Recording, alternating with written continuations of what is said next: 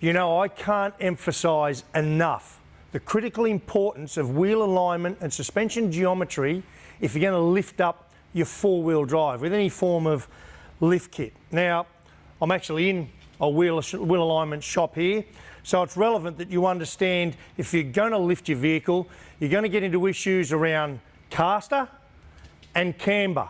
And what Nolathane have done is provided a really simple, straightforward solution with these UCAs, or upper control arms. And they literally sit in there, replace your existing arms, right? Give you a great range of articulation, but most importantly, they'll put your caster, there's up to 3 degrees fixed on these, it'll put your caster right back in the window where it needs to be, and your camber similarly right back in the window where it needs to be.